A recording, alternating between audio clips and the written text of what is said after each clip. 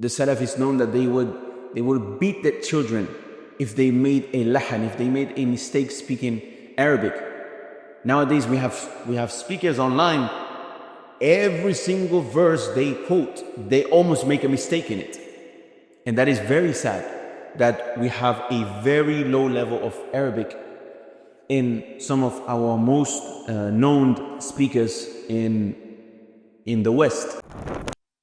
I want to very briefly pause and read this quote of Al-Imam Abu Ishaq al-Shatibi in his book Al-Muwafaqat. من كان مبتدئا في علوم اللغة فهو مبتدئ في الشريعة ومن كان متوسطا فهو متوسط في الشريعة ومن كان منتهيا في علم اللغة فهو منتهي في الشريعة. He says that whoever is beginning in the science of the Arabic language is a beginner in the Sharia. Whoever is intermediate in Arabic is intermediate in understanding the Sharia. And whoever has reached the advanced level in Arabic has reached the advanced level in understanding the Sharia. So when it comes to the practicality and how you need to start, you need to understand that the true knowledge, it will not be accessible unless you have understanding of the language of the Arab, the language that the Prophet ﷺ spoke, the language that the Quran was descended in, the language that the Salaf did obnoxious things or did crazy levels of things in order to preserve this knowledge, from putting the Quran together and the efforts that there was into compiling the Quran to preserve the knowledge. And the Salaf is known that they would beat their children if they made a lahan, if they made a mistake speaking Arabic. Nowadays we have speakers online. Every single verse they quote, they almost make a mistake in it. And that is very sad that we have a very low level of Arabic in some of our most known speakers in the West. And this is exactly why knowledge is not step number 3, not step number 2, but is step number 1. Because everything else, money, discipline, marriage, hijrah, being a father, being a mother, being a leader, being a good son, all of it collapses with our knowledge.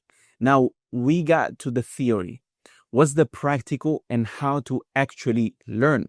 And what does it look to seek knowledge and be somebody who prioritizes knowledge, just as our righteous predecessors did? Now, for the one who takes this seriously, the one who doesn't want to remain average, let's speak practically. The roadmap you are seeing here in the screen is a realistic, structured path to be grounded or become grounded in seeking knowledge. Now, it's true that not everybody needs to be a scholar. That's true. But every Muslim needs a foundational level of knowledge. And anyone who truly tastes the sweetness of seeking knowledge absolutely falls in love with it. I have never met someone who sought knowledge seriously, except that then even if he stops for the rest of his life, he still has that ongoing guilt of like, man, that life we used to have, seeking knowledge and doing muraja and memorizing and teaching. So if you truly seek knowledge, it becomes your life, your joy, your identity.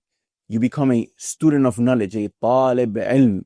That's when you have really tasted the sweetness of knowledge. Now, this roadmap right here, it shows you exactly how to walk that path. The first step, it would be to find a sheikh that you can go and tell him, I want to study these books. And of course, in general, if you find a sheikh that can teach you, give you tarbiyah, give you, teach you adab or akhlaq, and teach you how to behave and teach you actual life other than actual books, or rather that can teach you that before the books, then of course that sheikh, he will tell you what best suits you. So if you cannot find that, which is the case for most people, then you follow this curriculum with teachers for every single subject. Now, what you do is you study one book, complete it, check it off, and move to the next one. This is how knowledge has always been sought. And as you can see in this roadmap, there's different types. And if we look at the first, marhalat al-ta'sis al-ula, you can see that there is ulum al-ala, and there is maqasid, and there is muqaddimat. Now, ulum al-ala, in the field of seeking knowledge, are known to be the tools of knowledge. They are not the goal. They are the things that allows you to understand the goal. So these includes, for example, Arabic, the Arabic language, usul al-fiqh, sarf, morphology, nahu, mustalah al-hadith. Without these, you cannot truly understand tafsir, fiqh, seerah, aqidah, the Quran itself. So this is why Arabic is always the first step. You will never taste knowledge until you understand Arabic. So I cannot emphasize on this enough. Learn the Arabic language. Follow a structured process that you can go from A to Z, like we have at Andalus Institute. If you want to know more about it, go ahead and check the first link in the description, as I said in the beginning of the video. But do that and you will live in a different universe with the tools that you will gain after learning the Arabic language and the access that it will give you to the revelation of Allah Azza wa Jal.